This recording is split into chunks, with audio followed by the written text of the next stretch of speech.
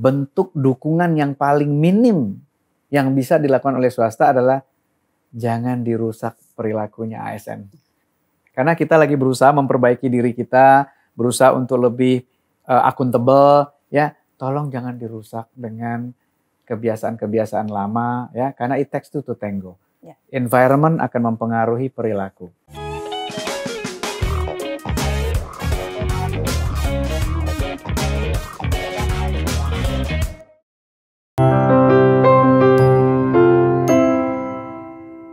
Selamat datang di sesi Unlocking Potential, seri podcast dari Tanoto Foundation yang membahas isu-isu terkini, isu pendidikan, isu pengembangan sumber daya manusia, dan juga isu-isu tentang keberlanjutan.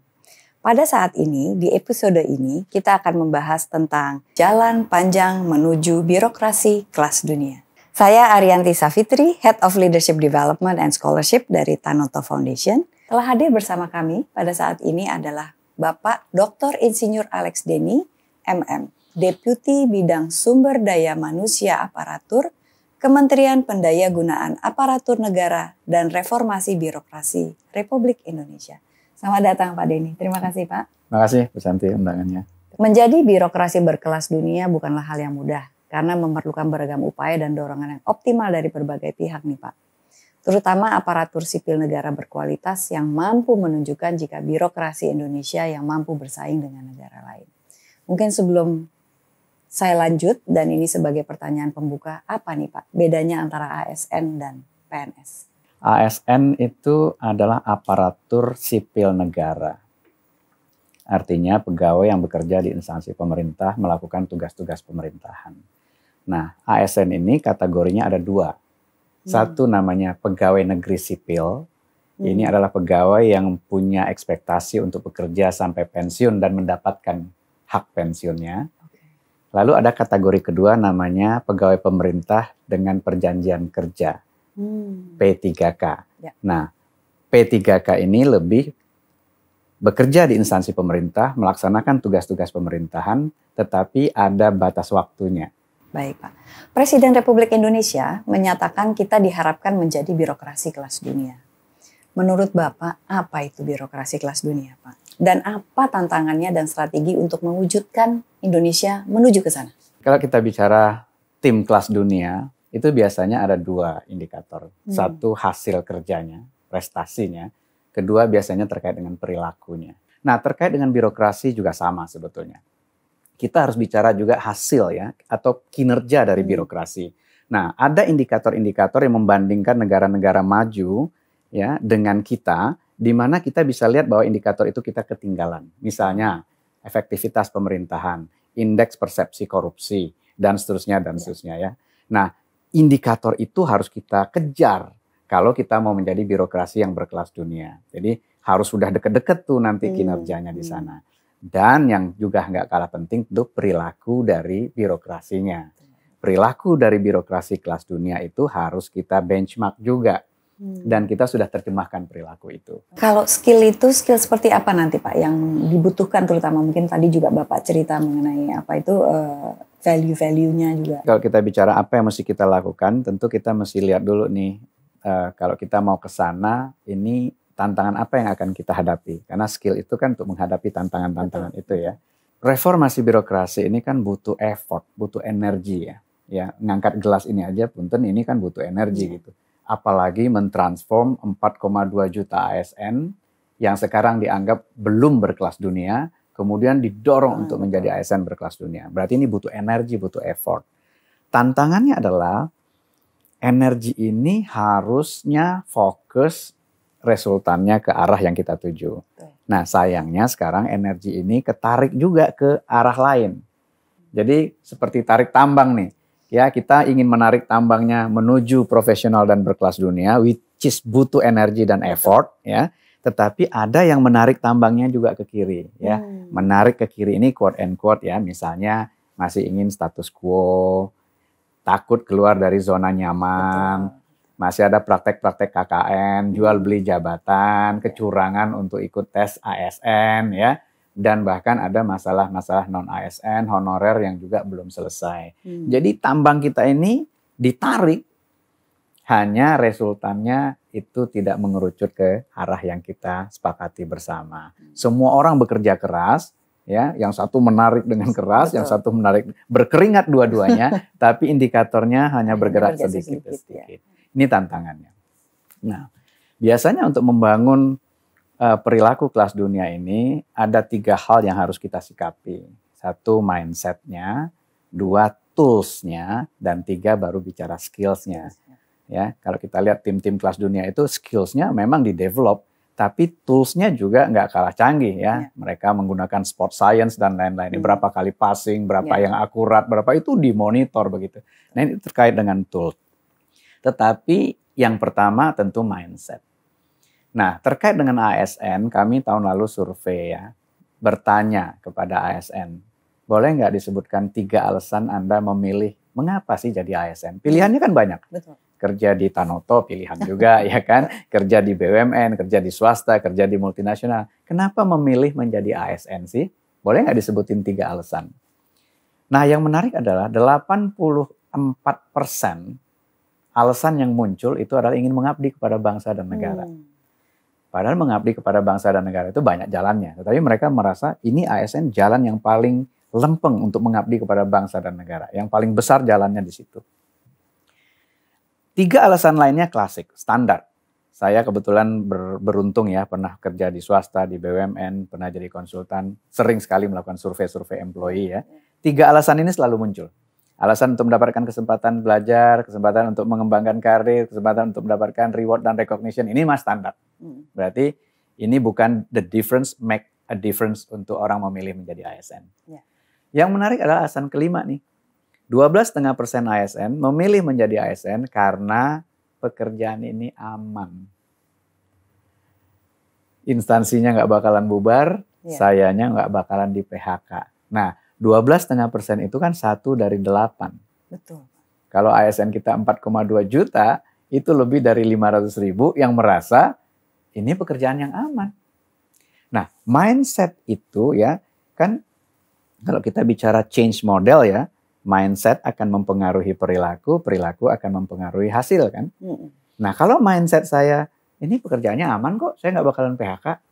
Perilakunya gimana? Ya kerjanya sekedarnya aja, ngapain ngotot, orang nggak akan di PHK juga, gajinya juga nggak bakalan naik sendirian, gajinya sama, tunjangannya sama, ya. Nah, karena perilakunya seperti itu, maka hasilnya ya nggak profesional dong.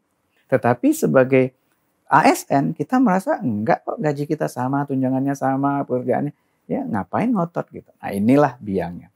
Berarti apa? Mindset ini harus kita putus. Kita harus berani membuat mindset baru bahwa ASN harus berpikir bahwa mereka hanya akan langgeng menjadi ASN kalau hasil kerjanya sesuai dengan harapan dan perilakunya sesuai dengan harapan. Inilah ciri-ciri dari profesional kan. Karena itu kami sekarang sedang membuat sistem yang akan memaksa ASN untuk berpikir, saya hanya akan bertahan sebagai ASN kalau hasil kerja saya baik dan perilaku saya baik. Dengan mindset yang baru ini harapannya apa? Ya orang akan berusaha hasil kerjanya baik dan perilakunya baik.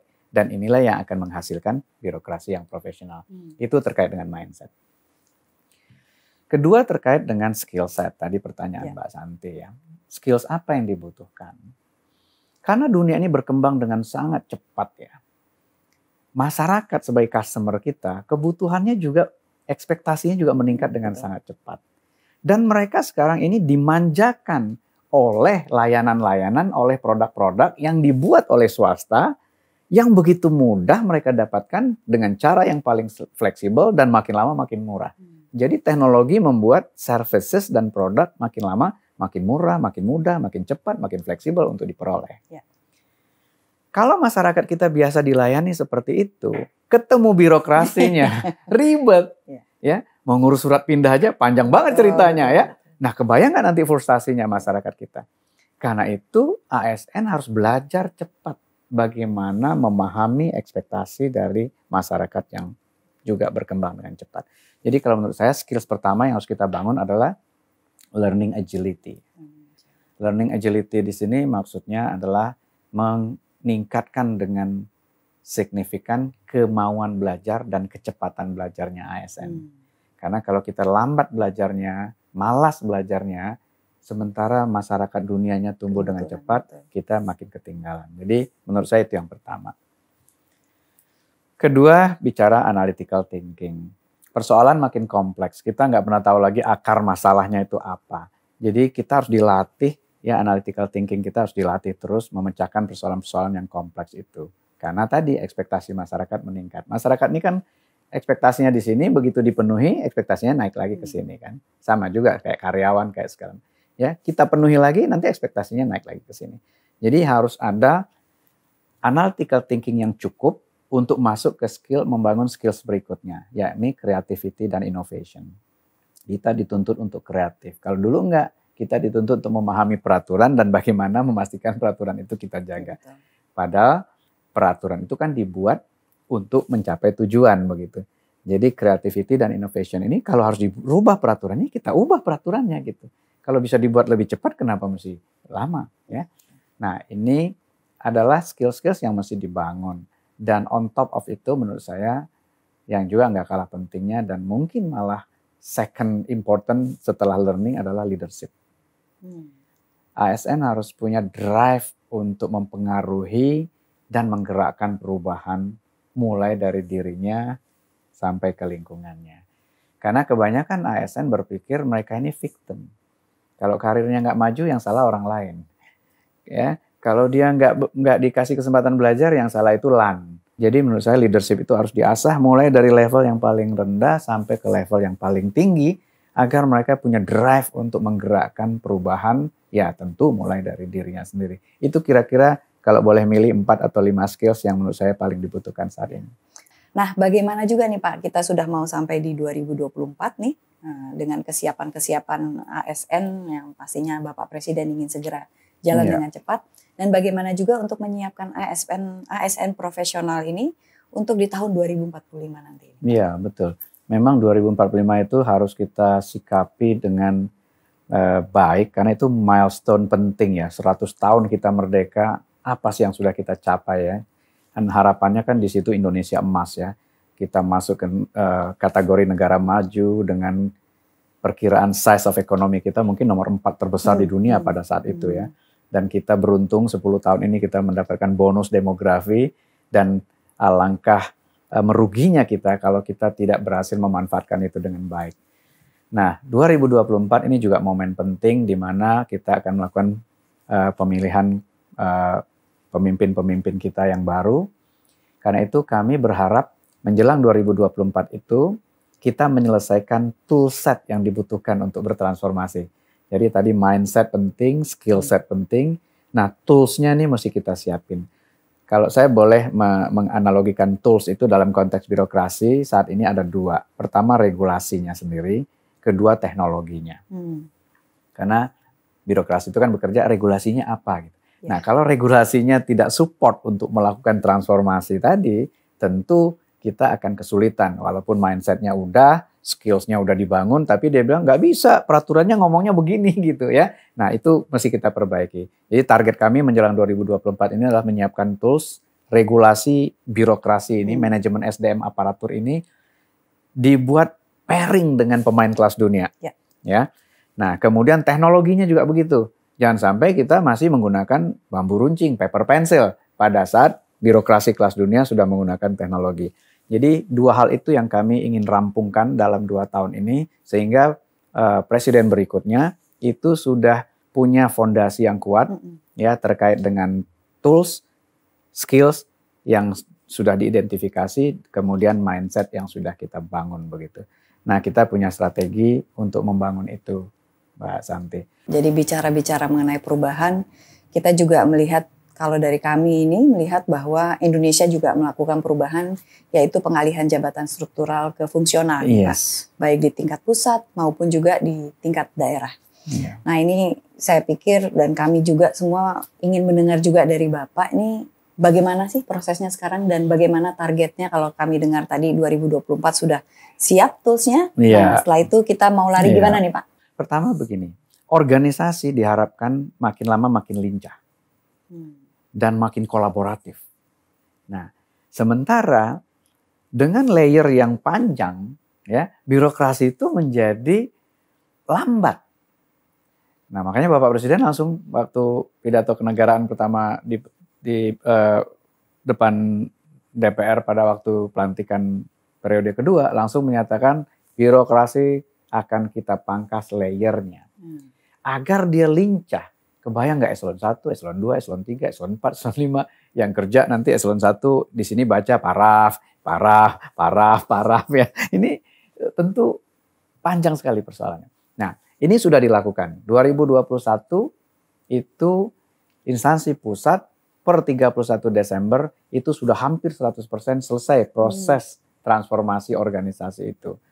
Instansi daerah kita bekerja sama dengan Kemdagri ya, karena Kemdagri punya aksesnya lebih kuat begitu, dan berharap Mei 2022 itu sudah selesai. Jadi per hari ini secara teknis sebetulnya hampir 100% proses pengalian itu sudah selesai. Hanya ini kan baru di paper. Harapannya kan lincah itu terjadi. Betul. Nah, itulah sebabnya mengapa harus didukung oleh transformasi jabatan juga. Karena sebelumnya jabatan fungsional itu agak rigid. Ya, agak rigid diatur butir-butir kegiatannya, angka kreditnya dan segala macam. Padahal organisasi diharapkan lincah. Nah, saat ini kami sedang merevisi Permen PAN RB terkait dengan jabatan fungsional agar jabatan ini bisa lebih lincah. Orang bisa ditugaskan kemana aja, bahkan antar instansi jika diperlukan. Ya, ini lagi kita siapkan dan support sistemnya juga sudah kita buat. Jadi tahun 2022 awal kita sudah mengeluarkan Permen PAN RB terkait dengan mekanisme kerja yang agile, ya, yang kolaboratif, yang fleksibel, termasuk Permen PAN terkait dengan performance management. Jadi performance management sekarang sudah dibuat mengacu kepada organisasi-organisasi yang profesional, bagaimana ongoing feedback diberikan, bagaimana dialog kinerja dilakukan lebih frekuen antara pimpinan dan pegawai, itu sudah kita rumuskan.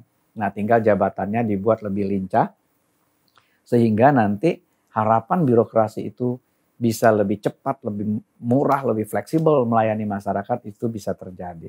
Dan memang tantangan terbesarnya nanti adalah bagaimana mendorong ASN ini profesional, birokrasi ini profesional, tapi pada saat yang sama juga kesejahteraannya kita perhatikan. Nah, itu ada strategi P3 yang kami sedang siapkan, ya, peningkatan kinerja dan penghargaan kepada ASN.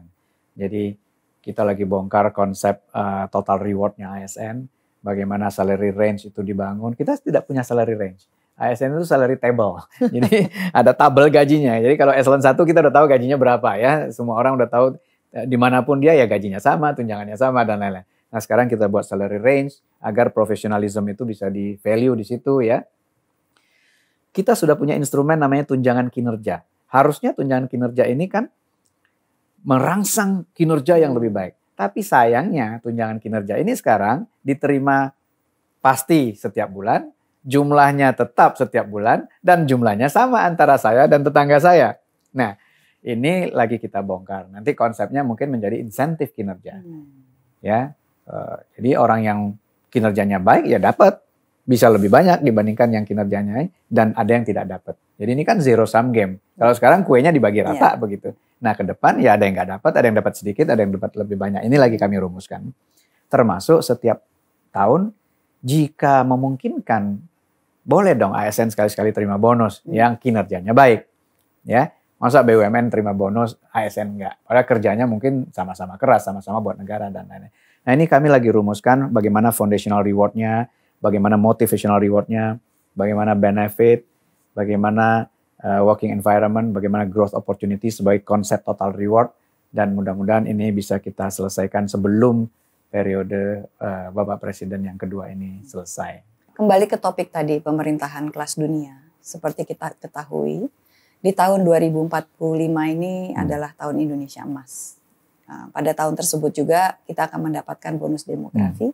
70% penduduk Indonesia ini adalah usia produktif. Dan kami percaya, Pak, bahwa aparatur sipil negara adalah pembentukannya itu tidak instan. Gitu. Jadi memang perlu ekosistem yang baik dari hilir menuju hulu dan menunjang pelaksanaan manajemen talenta itu sendiri. Nah, sehubungan dengan manajemen talenta nih, bagaimana pelaksanaan manajemen talenta dari pemerintah dan visi yang Bapak lihat ke depan ini seperti Iya. Memang ada challenge ya. Saya nggak bilang kesulitan ya, tapi memang challenge di dalam membangun manajemen talenta untuk birokrasi. Kalau di korporasi gampang, semua pemimpin, semua leader adalah leader-leader yang dipilih ya oleh manajemen ya. Tapi di birokrasi, kalau di instansi pemerintah pusat dipilih oleh manajemen ya, oleh senior leader, oleh presiden memilih menteri, menteri memilih deputi. Tetapi begitu di daerah itu leader-leadernya adalah political appointee. Ya, gubernur dipilih oleh rakyat, wali kota, gubernur, bupati dipilih oleh. Nah, ini kan bagaimanapun juga ada kadang-kadang conflict of interest yang muncul. Nah, sehingga ASN di daerah itu relatif beresiko dalam perspektif karir mereka kalau mereka dianggap tidak support kepada kepentingan political appointee.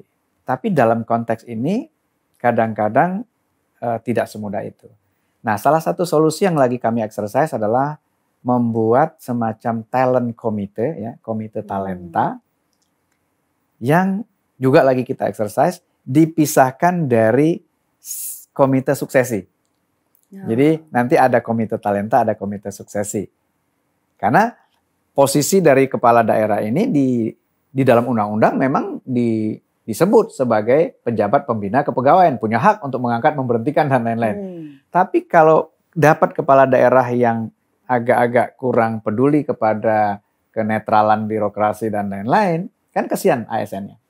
Nah, maka ini kita coba perkuat dengan komite talenta, dengan komite suksesi yang kita bedakan. Kalau ini berhasil dirumuskan, saat ini dengan Kemdagri kami sudah rumuskan nih komite talentanya siapa ya. Untuk sekda di provinsi itu komite talentanya siapa. Untuk eselon 2 di situ komite talentanya siapa. Sampai ke camat, sampai ke lurah. Ya, jadi kalau kita mau milih camat, milih lurah, yang ngambil dari talent pool gitu. Ya ini agak ambisius sih, tetapi ini mungkin ya bukan satu-satunya cara. Cara yang menurut kami paling bisa workable pada saat undang-undangnya memang memberi mandat kepada kepala daerah sebagai pejabat yang memutus ya, mengangkat, memberhentikan, itu memang hak mereka gitu. Tapi boleh nggak disupport dengan komite talenta dan memilih suksesornya disupport oleh komite suksesi. Dengan adanya talent pool, dengan adanya komite suksesi, ya silakan ganti, tapi ngambilnya harus dari talent pool. Paling nggak kita udah limit dulu. Nah, kalau bicara talent pool juga tadi Pak, ini berarti kan juga siapapun berhak mungkin ya Pak ya. Mungkin juga tenaga P3K ini mungkin juga bisa menjadi bagian dari talent pool. Jadi bagaimana nih nanti kita membentuk karakter dan learning dari P3K itu sendiri yang notabene memang punya keterbatasan waktu dalam dia mendharma baktikannya ini Pak. Iya, jadi kita align semuanya ya. Performance management kita sudah kita desain sedemikian rupa sehingga ASN tahu yang dibutuhkan dari mereka adalah hasil kerja dan perilaku. Perilakunya jelas, berakhlak dengan panduan-panduan perilaku tadi. Hasil kerja adalah apa yang di-expect atau apa yang diharapkan oleh pimpinannya terkait dengan pencapaian tujuan organisasi. Jadi orang yang masuk ke talent pool adalah orang yang di kanan atas. Hasil kerjanya baik, perilakunya baik. Nah, harusnya kan sederhana. Yang menilai kinerja ini kan pimpinan. Tetapi itu tadi, khawatirnya katanya masih ada like dislike ya. Kalau pimpinannya nggak suka nih orang langsung dikeluarin ya. Kalau yang suka langsung ditaruh di kanan atas. Nah, inilah yang kami minta talent komite atau komite talenta memverify. Nah, tentu tidak semuanya diverifikasi, yang ekstrim-ekstrim aja deh. Yang akan masuk ke talent pool tolong diverifikasi dulu, atau yang di kiri bawah, ini kan orang-orang yang dianggap akan di manage out, ya diparkir di mana gitu ya. Kalau nggak suka langsung diparkir. Nah, ini boleh nggak diverifikasi yang kiri bawah sama yang kanan atas oleh komite talenta. Itu yang lagi kita siapkan. Sehingga apakah dia PNS ataupun P3K, performance management ini berlaku. Kalau sebelumnya memang beda. PNS punya sistemnya sendiri, P3K punya sistemnya sendiri. Jadi sekarang Permen 46 terkait pengelolaan kinerja itu sudah berlaku untuk ASN. Jadi Tidak ada lagi dikotomi antara PNS dan P3K terkait pengelolaan kinerja. Ya harapan kita sih ada talent pipeline ya. Iya. Ya, dari lurah, camat, bupati itu kita punya talent pipeline-nya gitu. Sekda sampai ke instansi pusat. Sehingga talentnya bisa mobile. Nah, dalam perspektif mobility ini tantangannya juga adalah total reward tadi. Daerah-daerah yang APBD-nya besar saat ini tuh memberikan tunjangan tambahan penghasilan yang besar kepada ASN-nya. Sehingga ASN-nya nggak mau dong dipindah ke daerah lain. Termasuk juga ada kementerian yang tunjangan kinerjanya lebih tinggi dari tunjangan kementerian kinerja lain, ya nggak mau dong dia dipindah. Padahal dalam perspektif talent management, kadang-kadang talent dibutuhkan di tempat tertentu kan, karena dia shortage. Betul. Ya misalnya daerah tertinggal, 3T misalnya.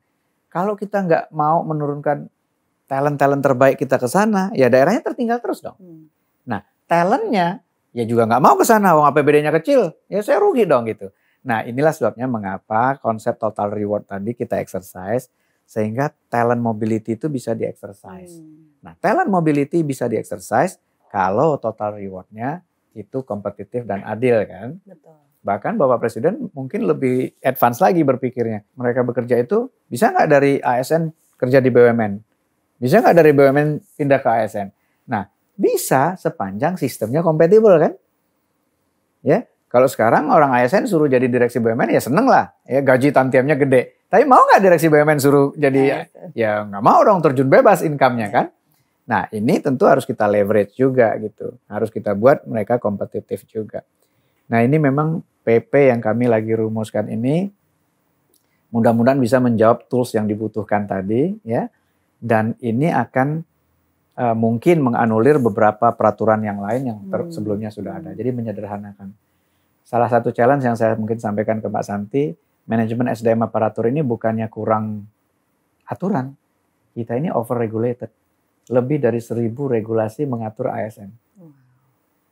Ya, ada 2 undang-undang yang terkait, ada 13 PP terkait, ada 300 lebih Permen PAN, ada 200 lebih per KBKN, dan itu kadang-kadang tumpang tindih dan kadang-kadang ada yang agak kontradiksi begitu. Nah ini kami sederhanakan dengan 1 PP manajemen ASN, yang mudah-mudahan kalau ini bisa disepakati oleh kawan-kawan di Kumham, Kemenq dan lain-lain nanti ya, kalau ini bisa disepakati, ini akan menyederhanakan banyak sekali regulasi. Nah ini tools yang pertama. Tools yang kedua adalah platform digital. Bagaimana mungkin kita mengelola 4,2 juta ASN, menyuruh mereka belajar, membangun performance management yang berorientasi kepada ongoing feedback, kalau itu paper pencil. Ya.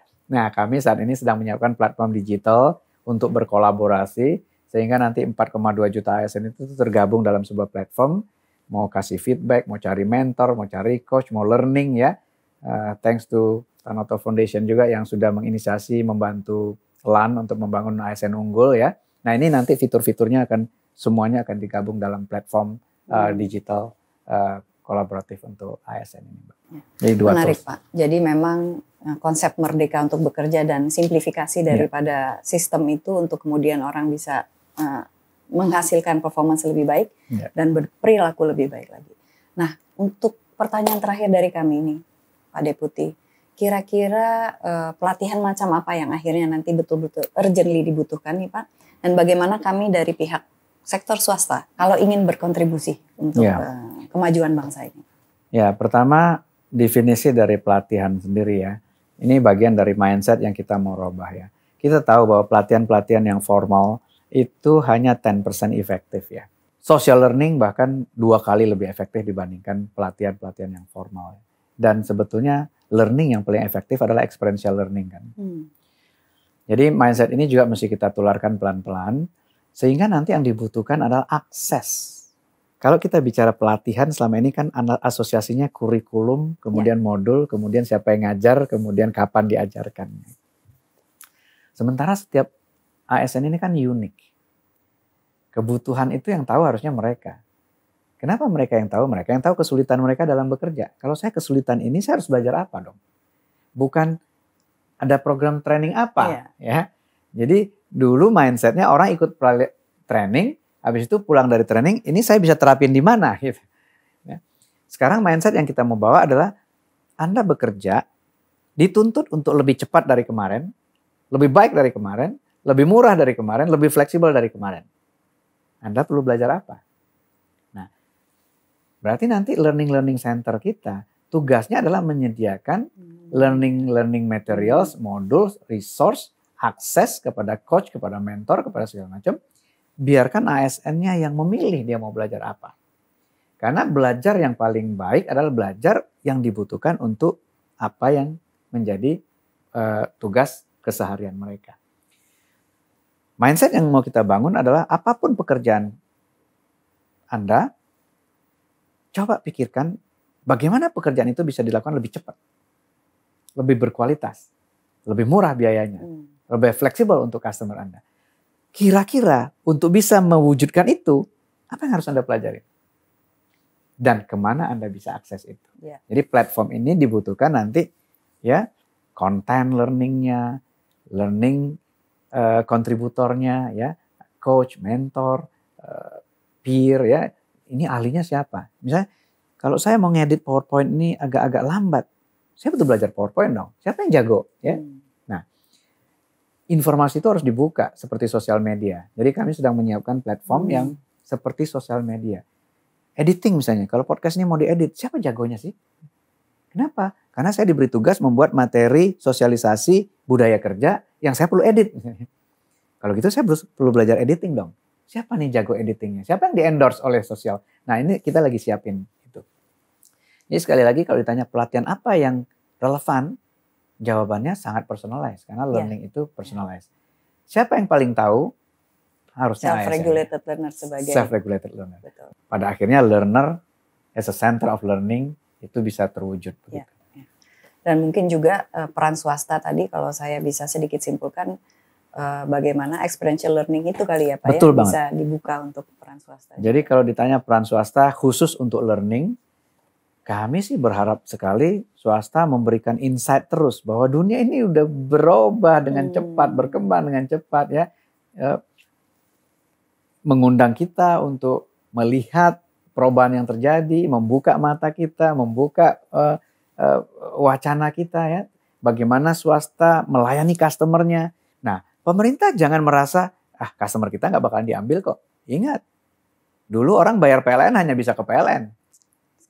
Sekarang lewat aplikasi. Jangan sampai nanti orang ngurus kartu keluarga, ngurus surat pindah, itu ke aplikasi yang bukan punyanya pemerintah. Ya. Kalau kita nggak melakukan itu dengan baik, lalu swasta datang dengan bisnis proses, dengan bisnis model yang mempermudah masyarakat mengurus segala sesuatunya, dan kita menjadi tidak relevan. Jadi menurut kami, swasta bisa berperan, satu, memberi ruang untuk kita melihat, merasakan bagaimana melayani pelanggan itu dengan baik, karena kalau tidak dilayani dengan baik, dia akan pindah ke lain hati. Sementara di ASN seolah-olah pelanggan itu nggak bakalan pindah gitu. Nah, padahal pelanggan itu yang bayar kita. Kemudian kedua, source of learning-nya juga di swasta kaya sekali. Nah, kalau memungkinkan itu juga di-share dengan kita, itu tentu kita akan sangat senang. Dan apa yang dilakukan oleh Tanato Foundation dengan LAN itu salah satu bentuk konkret yang bisa juga dilakukan oleh perusahaan-perusahaan lain, kami kira, atau foundation yang lain. Karena sekali lagi kita ini 4,2 juta. Dengan satu partner aja tidak akan cukup ya. Kita ini perlu bergandengan tangan bersama-sama. Bagaimana dari Papua saya sampai Aceh ya. Saya sengaja membalik kebiasaannya. Biasanya dari Aceh sampai Papua. Makanya Papua terakhir terus kita urusin gitu ya. Dari Papua sampai Aceh. Yuk kita mulai nih dari timur, dari desa ya ke kota begitu. Seperti harapannya Bapak Presiden. Bangun itu dari desa begitu. Nah ini nggak bisa sendirian. Dan kita butuh Tanoto Foundation yang lain untuk membantu kita. Dan kalau secara umum, apa yang bisa dilakukan swasta? Bentuk dukungan yang paling minim yang bisa dilakukan oleh swasta adalah jangan dirusak perilakunya ASN. Itu bentuk yang paling minim nih. Karena kita lagi berusaha memperbaiki diri kita, berusaha untuk lebih akuntabel, ya, tolong jangan dirusak dengan kebiasaan-kebiasaan lama ya, karena it takes two to tango. Yeah. Environment akan mempengaruhi perilaku. Anak kita udah kita didik dengan baik, udah kita kawal, begitu dia keluar rumah ditawarin macam-macam sama ya Nah, tolong swasta, bentuk minimal yang paling bisa dilakukan untuk membantu birokrasi ini bisa bertransformasi adalah jangan dikeruhin lagi airnya gitu loh. Itu Baik, Pak. bentuk yang paling minimal. Bentuk yang kita harapkan tentu yang dilakukan oleh Mbak Santi dan kawan-kawan ya. Mengedukasi masyarakat, mengedukasi birokrasi, memberi contoh, memberi akses ke pembelajaran. Nah, itu sangat-sangat kita hargai sekali Mbak Santi. Waduh, terima kasih sekali Pak. Ini perbincangan yang inspiratif buat kami semua ini. Terutama mudah-mudahan nanti sektor swasta dan juga private public ini menjadi satu hati ke depannya. Terima kasih Pak Alex Denny atas waktu yang telah diberikan. Kami sangat bersyukur dengan kedatangan Pak Alex Denny. Mudah-mudahan harapan birokrasi kelas dunia bisa segera tercapai Pak, dan mudah-mudahan kita semua bisa terus bergandengan tangan untuk menyukseskan birokrasi kelas dunia di Indonesia. Terima kasih Mbak Santi. Terima kasih juga undangannya. Semoga bermanfaat.